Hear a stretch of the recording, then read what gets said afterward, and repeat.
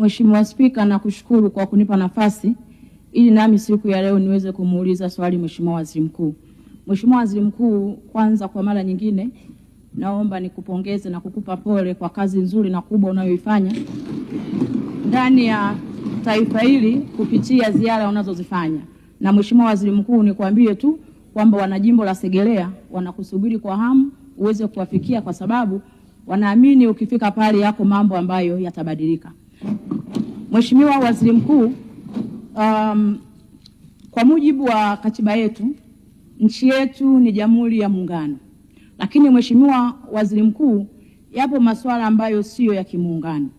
Na Mheshimiwa Waziri Mkuu, baadhi ya mambo ambayo sio ya kimuungano ni pamoja na masuala mazima ya afya. Mheshimiwa Waziri Mkuu, hivi karibuni kumekuwepo na mijadala mikubwa na mizito inayohusiana na masuala mazima ya matibabu. Sasa Mheshimiwa Waziri Mkuu, ningependa kufahamu ni utaratibu gani wa kisera na kisheria unaotumika kwa ajili ya kuwahudumia Watanzania hawa wa pande zote mbili katika ni utaratibu gani wa kisera na kisheria unaotumika kuwahudumia hawa wananchi au Watanzania wa sehemu zote mbili katika masuala mazima ambayo hayapo ndani ya muungano. Mheshimiwa Waziri Mkuu, nakushukuru sana. Mheshimiwa Waziri Mkuu. Mheshimiwa Spika, na kushukuru kwa kunipa nafasi hii. Ni mshukuru sana Mheshimiwa Mbunge Agnesta Lambert kwa kulileta swali zuri, swali na kwa muda mwafaka, kwa sababu kama alivyosema na mimi ni kweli nimesikia majadiliano hayo yakiwa yanafanyika. Mheshimiwa Spika, ni mnukuu Profesa Kabudi kwamba aina ya muungano wetu si tu muungano wa makaratasi, huu ni muungano wa kindugu. Na Mheshimiwa Spika, waasisi wetu waliunganisha mchanga kama ishara ya muungano. Lakini leo hii tunavyoongea, Mheshimiwa Spika, muungano wetu sasa umeshaunganisha damu. Watu wameoleana, wameshakuwa ndugu. Mheshimiwa Spika, na mimi ni miongoni mwa Watanzania ambao hawaifahamu nchi nyingine zaidi ya Tanzania. Tumezaliwa nchi ikiwa imeshaungana kwa nchi moja inaitwa Tanzania. Nikirejea kwenye swali la Mheshimiwa mbunge, ni kweli kwa muundo wa muungano wetu tuna mambo yaliyo ya muungano na tuna mambo ya sio ya muungano. Kuhusu masuala ya kisera, kama alivyosema, na kisheria, tuna masuala ya sio ya muungano ambayo kisera tunayafanya kwa mashirikiano, ambapo wizara za kisekta za masuala ya sio ya muungano zinaingia ushirikiano, ama taasisi zinazoendesha masuala hayo ya sio ya kimuungano kuingia ushirikiano. Mheshimiwa Spika, kwa mfano jambo la matibabu, taasisi zetu za bima NHIF pamoja na ZIF zina mashirikiano ya namna ya kutoa huduma ya matibabu. Na mashirikiano hayo ni yapi ambayo yaliingiwa kwa pande zote za muungano? Ni kwamba ukiwa na bima ya afya ya upande mmoja wa muungano, unaruhusiwa kutibiwa kwa kutumia bima hiyo kwa upande mwingine wa muungano. Kwa hiyo Mzanzibari mwenye kadi ya ZHIF akija kwa hospitali ambazo zinapokea kadi ya NHIF, anaitumia ile ya ZHIF kutibiwa.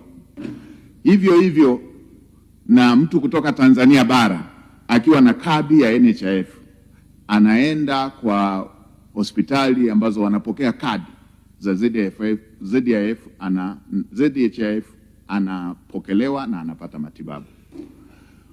Mtanzania akiwa hana hiyo kadi, kama ambavyo kwa Mzanzibari akiwa hana hiyo kadi ya bima kwa Zanzibar atatakiwa kulipa keshi ili aweze kutibiwa. Hivyo hivyo na mtu kutoka Tanzania bara akienda bila hiyo kadi ya NHIF akiwa Zanzibar atatakiwa kulipa keshi Na hivyo hivyo mtu kutoka Zanzibar akiwa hana kadi ya bima ya ZHIF atatakiwa kulipa keshi. Sasa ni nini kilichozua mtafaruku na majadiliano, Mheshimiwa Spika? Kuna utaratibu wa wale watu wasiojiweza ambao wanatibiwa bure, na sisi huku Tanzania bara tuna utaratibu wa watu wasiojiweza ambao wanapata huduma ya TASAF.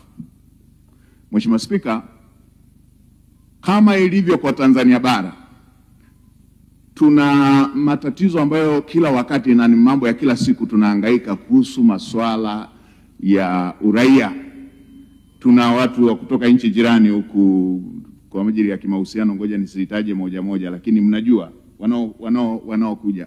Na ninyi hapa mkifuatilia historia zenu mtakumbuka kuna watu tumesoma nao tukiwa tunapata boom pamoja, tumesoma wote elimu ya sekondari, tumesoma wote elimu ya chuo. Mara baada ya kumaliza elimu ya chuo, huku akiwa amesoma kwa boom la Tanzania, unamsikia anashikilia ofisi nchi moja ya jirani kule. Sasa kwa Zanzibar na wenyewe wana kesi ya aina hiyo. Anakuja mtu kutokea visiwa vya wapi huko, nimesema nisitaje majina ya nchi, huko nchi zingine wala sio Tanzania bara, anatokea kule na anaenda na anafika mpaka pale, anapata kadi ya mkazi kwa forgery, then anapata ile kadi ambayo kwa huku Tanzania bara tungeita ya TASAF, ili apate matibabu hayo bure. Sio Mtanzania, hatokei Tanzania bara, sio Mzanzibari, hana kadi ya Uzanzibari, lakini kwa njia za kinyemela anapata kadi hiyo. Kwa hiyo hili wala si jambo la kutugawa, Mheshimiwa Spika na waheshimiwa wabunge na waheshimiwa Tanzania. Hili ni jambo la kutuunganisha zaidi ili taasisi zetu za uhamiaji ziendeleze uimara katika kujua yupi ni raia wa Tanzania, yupi ni anastahili kuwa na kadi ile ya Mzanzibari, ili kuweza kuondoa hii mianya ya watu kutoka nje ya Tanzania kuja kunufaika na rasilimali za Tanzania. Kuhusu ngazi ya matibabu, huyu katokea upande huu, katokea upande huu, hakiangaliwi kutibiwa kwa umetokea upande gani. Kinachoangaliwa, je, una kadi hiyo ya bima ili uweze kutumia bima. Kama huna kadi ya bima unatakiwa ulipe keshi, na hii ni kwa pande zote za muungano.